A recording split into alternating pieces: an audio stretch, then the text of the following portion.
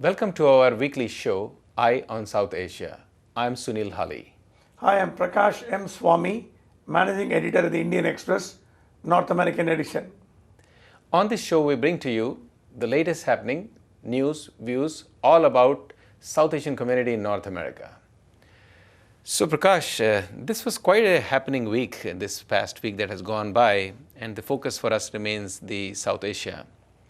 And Mrs. Clinton, who is back in Pakistan, and honestly, this is probably her third or fourth trip to India, to Pakistan. I think Pakistan has clearly understood their mandate is to fix the problems of the subcontinent, and in that the focus remains Pakistan. And that attack that took place recently in September 13, which they attributed to the Haqqani network, they've identified it's the Haqqani network, and then on the other hand, they're talking about the Taliban's. And now I think US seems to be going the next step. And here, she has officially agreed that we have been having meetings with the Haqqani network and also with Taliban's, which is a very big step forward, I guess they're very serious about making peace, bringing peace to that part of the region because they don't want another Osama bin Laden to grow up again and have another issue to deal with.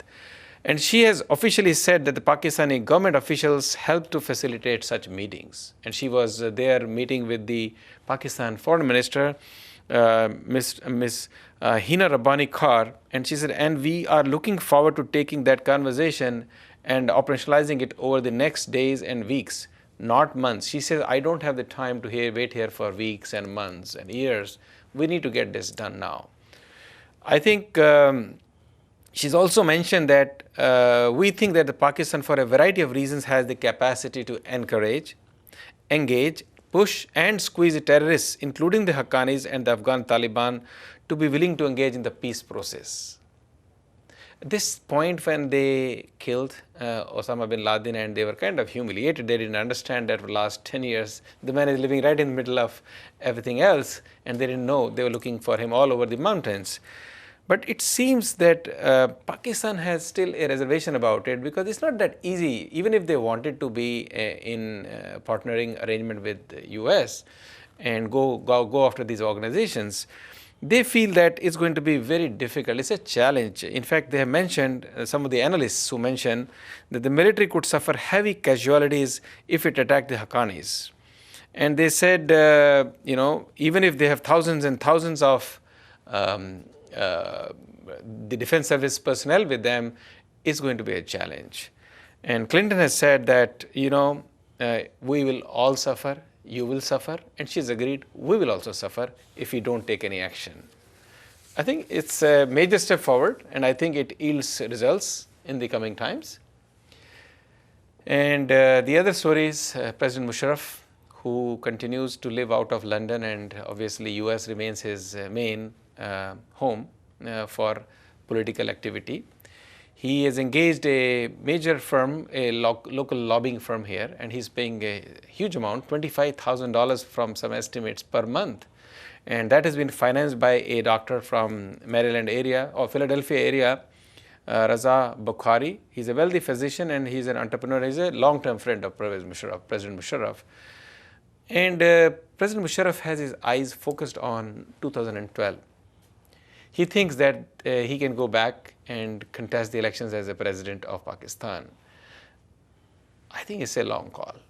I think he really does not have a party. He doesn't have a base. And he had to leave when they were about to impeach him. So he obviously left the country. Now he wants to find a way to get back. And he hosted 6 US senators, including Armed Services Committee Chairman Carl Lewin and Ranking Committee Republican John McCain himself was there. And it's so funny that he even hosted and he sat down with the former House Speaker Nancy Pelosi. And, she 4 years ago had denounced him as a delusionary, undemocratic, after he suspended the Pakistan constitution and imposed the emergency. So you're absolutely right because Musharraf is trying to go back and have a rebirth in Pakistan. But I was talking to some of my friends in Washington, State Department, official think tanks, and they were saying Pakistan has got a history, like the former presidents will always go on exile. What happened in Nawaz Sharif? Yeah. He went. He couldn't come back. One person who probably tried to attempt was Benazir Bhutto, was also went in exile. Right. It's a history of former presidents, prime ministers getting out of the country when the new regime come, then try to come back. Musharraf is trying to form his own government on the website. He's very active in the Facebook. Oh, is that true? He's very active in the Twitter. Okay. And I read all his Facebook's messages. He's saying that there's a dawn for the Pakistan. We'll go back. We'll set up a new country.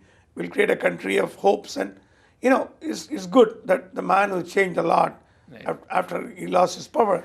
But whether really he can recapture the lost grounds, only time can tell. And it's so interesting for what you say. He is on a Twitter, he is on Facebook, he's trying to make websites to popularize himself. In fact, one of the top political commentators mentioned that he is fit for TV talk shows and interviews rather than to be a political person. Very interesting. Let's see how it develops, because 2012 is just around the corner, and I guess we'll see how he can turn it around with the support from Washington, D.C. if he gets one after all this lobbying. Moving on to the economy again, and India and China remain at the front liner. There was a conference organized by Chatsworth Securities from Connecticut, our neighborhood, and their managing director Swatik Majumdar hosted it. And he had there Gordon Chang. Chang is an author and is best known for his books, including The Coming Collapse on China, Nuclear Showdown, North Korea of the World. He is quite a dignitary and a noted personality. But it's very, very clear, as Chang mentioned, that even the Europe is trying to save Greece because they are, I think, going to get into default from their credit, from the loan that they borrowed. They are definitely going into an inevitable default. They also want to save the smaller economies like Italy, Portugal, and Spain, but that's some kind of effort he's putting there. But mainly they're focusing on that China remains obviously the top economy, but going forward, when they look into, let's say, middle of the century, 2050, they expect China would have leveled off at 2 because of the negative growth, the population control. And they have their own internal political problems because of the way their parties are run. And as against that, they keep on talking about India. And at this conference, they mentioned there'll be about 600 million workforce by middle of the century, which is huge. So what they talk about is that India's economy is better poised to weather impending global downturn. So if there is really a bright spot, it is India. So that's why this convention that took place, including Anil Kumar, the CEO of the IVG Partners, who was a part of this convention, quoted that every major company needs to focus on India today and look at investing there or doing some kind of an business relationship, because of what's looking up in the future is India when it comes to economy. You're absolutely right, because I was there at the conference, and there were a lot of discussions about India versus China, India and China. And one of the points which I was talking to one of the hedge fund owner is that India is now digging oil on the right on the nose of China, in the China Sea, South China Sea. But the contract was given by Vietnam to India, and ONGC and Reliance is going and digging oil. And China is very upset, saying that how could India come to my territory, and of course a disputed territory, but claimed by Vietnam. So there's a lot of oil in China, and China hopes that future they could become a power also with using this oil. But what they have forgotten now is as you rightly said, the aging. Plus India has got a very highly educated middle class. This is what the youth. The youth could really take on any challenge and build the modern India. Recently on my trip to India, I visited a city and asked them what's India happening. They said, if you want to know real India, you go to a school and see the parking lot. I said, why should I go to a school and see a parking lot? What's there? They said, just go and see, then you'll come back and tell me. I went there, I found every second car was a Mercedes-Benz, BMW and Audi. This is not India what we are see about 10 years ago. Wow, you remember we used to take a regular public bus transportation to some and we only had 3 cars, Fiat, Ambassador, Herald. That's another matter, but we could never have dreamt even a mobike at that time to go to school. So today kids are kind of emulating what happens in the USA. They have their own cars. Very interesting. You talk about schools, and as we reported in the last week, Eye on South Asia, Mr. Kapil Sibal, who is the minister, who was here with his huge contingent, and they had a huge think tank discussions in Washington, D.C., how to build the corridor for the educational side of it. And they're talking about a 21st century classroom, not just the parking lot where people have the latest cars, but inside. And they had a very open dialogue, and where he then, after the they get together with the authorities, they met with a lot of investors, they talked to a lot of funds, and they're talking about equity investment, capital investment into India, into the educational corridor of it. And he spoke about the new opportunities that are actually already in force, which is the distance learning, e-learning programs. And he said that would increase the reach of education throughout India, and said the success of these programs could lead to both government further synchronizing their education systems. And Indian ambassador, of course, Ms. Nirupama Rao, described education as the final frontier. This is the final frontier they're talking about in US and India relationship after what has evolved in last one decade. She said because of the sheer scale and numbers, India needed innovative models in tackling the challenge of accessibility to quality education, and much could be learned from the US experience, because US has an extraordinary educational system, very organized, very systematic, right from the entry point to research to delivery to producing graduates after graduates who are very smart, of course, because of the turn of the economy, they're finding it a challenge to find a job today. And we had our own Sam Pitroda, who is head of the India's Knowledge Commission, who expressed confidence. He gave them the confidence India is a place to look at. And India is growing at about 8 to 10%, and predicted that the incentives for foreign direct investment, including the higher education sector now, would be made even more attractive, boosted by judicial reforms, transport modernization, exhorted the American private sector to be a part of the development process. Very interesting. The direction they have taken. We have been talking about IT all these years. Now they're talking about manufacturing, and now they're talking about the final frontier, as they call the educational corridor. Very interesting. And Prakash, I think you attended the initiative by the OSU, the Ohio State University, where there was a API meet, where they met with Dr. E. Gordon, who is the president of Ohio State University.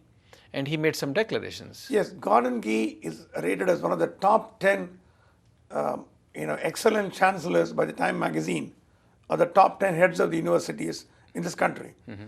And I had a long chat with him, and he said, I'm going to India. I said, why, as a tourist? He said, no, I'm going to set up an office in Mumbai, because we want to have a collaboration with the best intellect of India. And many students come here and study.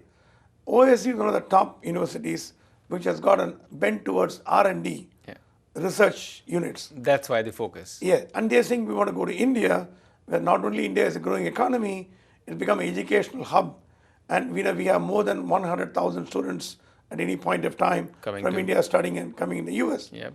Now he's saying, instead of that, we'll bridge the excellent education system of both India and US and create a new dynamic education system, partnering with the private sector in India. And the way in which he was talking, right, what Kapil Sibal did, taking education to a new level. And they're talking about taking interns, taking cross-border programs that American students can go for even a short term to India, to these educational institutions. So I think there is a business, of course, but there is a future building of the next generation. It's an extraordinary initiative. I think, Prakash, the relationships have been moving in the right direction. Absolutely. And education seems to be the new frontier. We'll be back after a short break. Stay right there. We'll continue with Eye on South Asia.